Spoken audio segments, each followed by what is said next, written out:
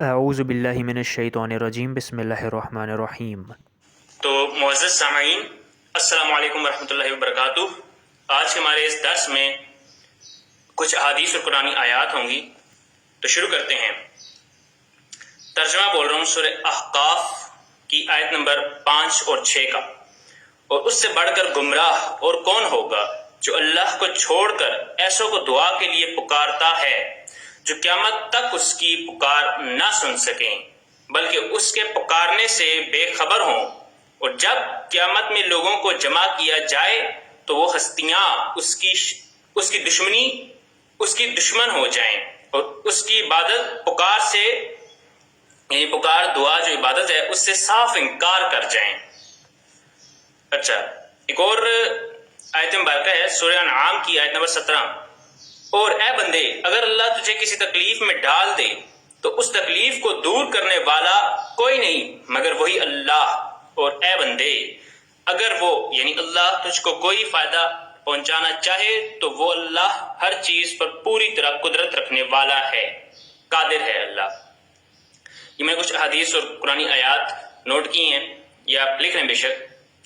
تو حدیث ہے، ایک صحیح حدیث، حضرت مغیرہ بن شعبہ رضی اللہ عنہ وہ روایت کرتے ہیں کہ جب رسول اللہ صلی اللہ علیہ وسلم فرض نماز سے فارغ ہوتے تو ان الفاظ کا ذکر فرمایا کرتے۔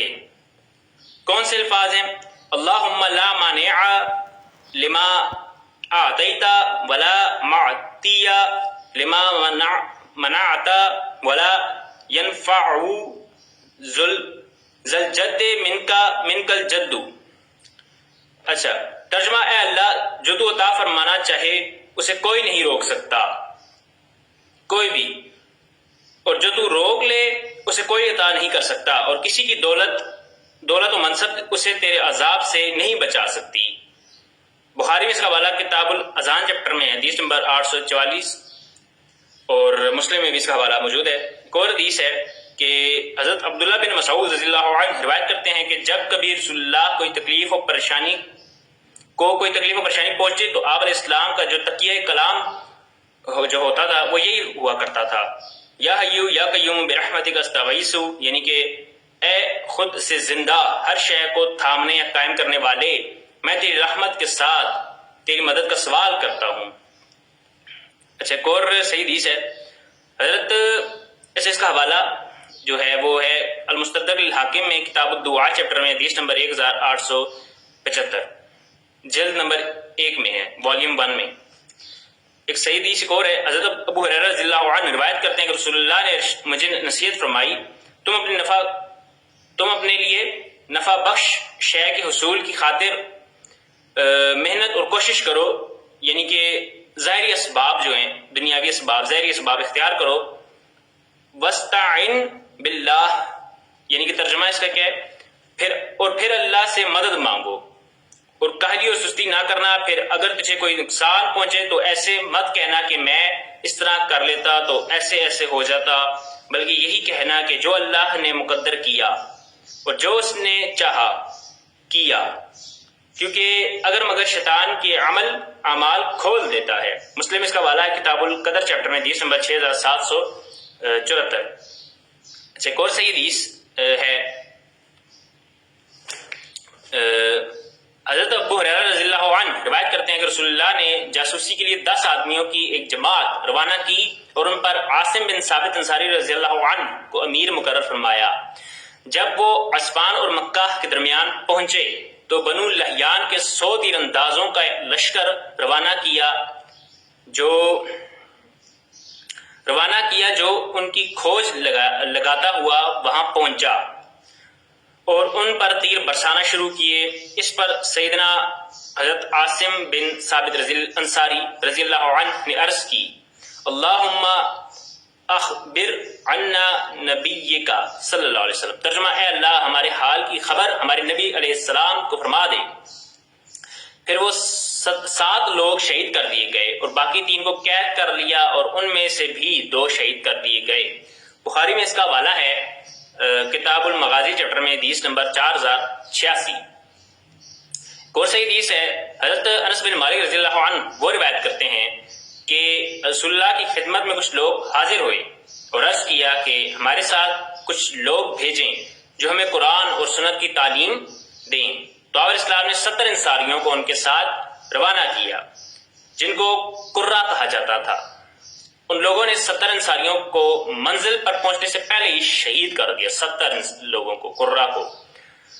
تو ان حضرات نے مرتے دم یوں دعا کی، اللہم بالغ عنا نبینا انا قد لقینا کا قرادین عنکا ورادیتا عنا۔ ترجمہ، اے اللہ ہمارے متعلق ہمارے نبی علیہ السلام کو اطلاع فرما دے کہ ہم تجھ سے ملاقات کر چکے ہیں، ہم تجھ سے راضی اور تو ہم سے راضی .. مطلب اچھا، جبرائیل علیہ السلام نے نبی علیہ السلام کو خبر دی تو نبی علیہ السلام نے اپنے اصحاب کو ارشاد فرمایا تمہارے ساتھی شہید کر دیے گئے ہیں، اور انہوں نے یہ دعا کی جو میں نے آپ کو بھی سنائی، وہ حضور نے بتا دی۔ تو مسلم میں اس کا حوالہ ہے کتاب الامارہ چیپٹر میں حدیث نمبر 4917۔ اچھا، سورہ بقرہ کی آیت نمبر 153 کی کا میں ترجمہ بول رہا ہوں اب۔ اے ایمان والو، اللہ کی مدد طلب کرو صبر اور نماز کے ساتھ، اللہ کی مدد طلب کرو صبر اور نماز کے ساتھ، بے شک اللہ صبر کرنے والوں کے ساتھ ہے، ان اللہ مع الصابرین۔ اچھا، ایک اور صحیح حدیث ہے، حضرت ثوبان رضی اللہ عنہ نے رسول اللہ سے 3 بار پوچھا کہ مجھے وہ کام بتائیے جو اللہ کو سب سے زیادہ پسند ہو اور مجھے جنت میں لے جائے۔ تو آپ علیہ السلام نے فرمایا تم سجدے بہت زیادہ کیا کرو، زیادہ ادا کیا کرو، کثرت سے کرو، کہ ہر سجدہ سے اللہ تیرا ایک درجہ بلند اور تیرا ایک گناہ معاف کرے گا۔ اس کا مسلم میں حوالہ ہے کتاب الصلاح چیپٹر میں حدیث نمبر 1093۔ کوئی صحیح حدیث ہے کہ حضرت ربیعہ بن کعب رضی اللہ عنہ روایت کرتے ہیں کہ میں رسول اللہ صلی اللہ علیہ وسلم کے پاس رہا کرتا اور آپ علیہ السلام کے پاس وضو کا پانی اور حاجت کا پانی لایا کرتا۔ ایک مرتبہ آپ علیہ السلام نے ارشاد فرمایا مانگ کیا مانگتا ہے، جو مانگنا پوچھ، مانگ لے۔ میں نے عرض کیا میں جنت میں آپ کی رفاقت، دوستی کا سوال کرتا ہوں، یعنی پڑوس کا۔ تو آپ علیہ السلام نے ارشاد فرمایا اور کچھ چاہیے؟ میں نے عرض کیا بس یہی کافی ہے۔ آپ علیہ السلام نے ارشاد فرمایا اچھا تو پھر کثرت سجود، یعنی کہ نفلی نمازوں میں ان کے ذریعے سے میری مدد کر۔ اس کا مسلم میں حوالہ کتاب الصلاح چیپٹر میں 1094۔ ایک اور صحیح حدیث ہے، حضرت ابو ہریرہ رضی اللہ عنہ روایت کرتے ہیں کہ رسول اللہ نے ارشاد فرمایا اللہ فرماتا ہے جو انسان میرے کسی ولی کے ساتھ دشمنی رکھے گا تو میرا اس کے خلاف اعلان جنگ ہے، اور میرا بندہ میرا قرب اس سے زیادہ کسی چیز سے حاصل نہیں کرتا کہ جو میں نے اس پر فرض کر رکھی ہیں چیزیں، جو ذمہ داریاں اس پر۔ میرا بندہ نوافل کے ذریعے میرا قرب حاصل کر لیتا ہے، حتیٰ کہ میں اس سے محبت کرنے لگتا ہوں۔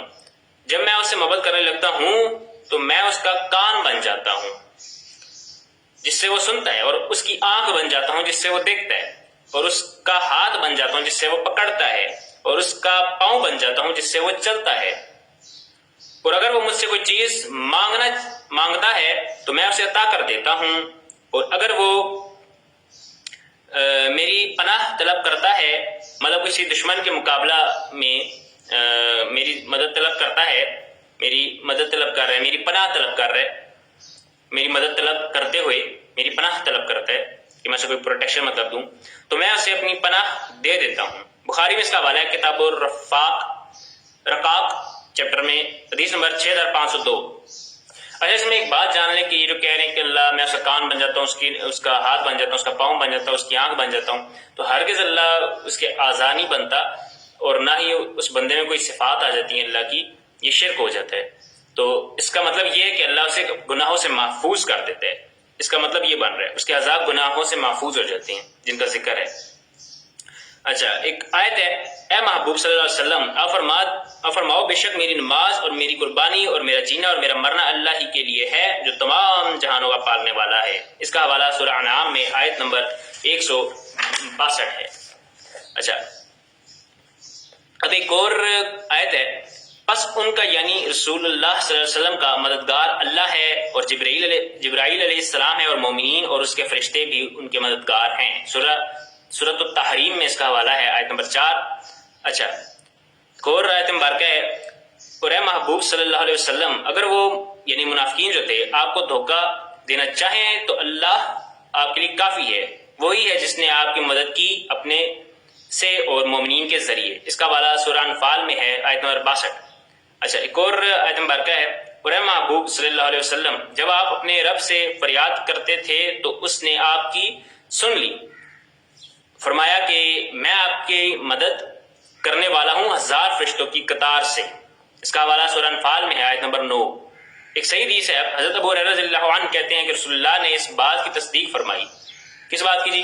کہ جو کوئی مسلمان رات کو سونے سے پہلے آیت الکرسی پڑھ لے تو پوری رات اللہ کی طرف سے اس کی حفاظت کے لیے فرشتہ مقرر کر دیا جاتا ہے، اور شیطان صبح تک اس کے پاس نہیں آ سکتا، صبح تک نہیں آ سکتا۔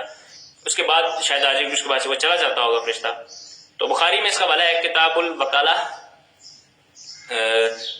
چیپٹر میں حدیث نمبر 2311۔ ایسے ایک اور آیت ہے، اے ایمان والو اگر تم اللہ کے دین کی مدد کرو گے تو اللہ تمہاری مدد کرے گا اور تمہارے قدم بھی جما دے گا۔ سورہ محمد میں اس کا حوالہ ہے، آیت نمبر 7۔ سورہ محمد کو صلی اللہ علیہ وسلم سورہ قتال بھی کہتے ہیں۔ اچھا، پوچھا، ایک اور قرآنی آیت ہے، پوچھا عیسیٰ بن مریم علیہ السلام نے کون ہے میرا مددگار اللہ کی طرف؟ ان کے ساتھی بولے جو حواریین تھے ان کے، ہم اللہ کے دین کے مددگار ہیں۔ سورہ آل عمران میں اس کا ذکر ہے، آیت نمبر 52 میں۔ ایک اور قرآنی آیت ہے، اے ایمان والو مدد کرو ایک دوسرے کی نیکی اور پرہیزگاری کے کاموں میں، اور مت مدد کرو ایک دوسرے کی گناہ اور زیادتی کے کاموں میں۔ اس کا حوالہ سورہ مائدہ میں ہے، آیت نمبر 2۔ سامعین، اسی کے ساتھ آج کے ہمارے اس درس کا اختتام ہوتا ہے۔ وآخر دعواہم ان الحمد للہ رب العالمین، جزاکم اللہ خیرا۔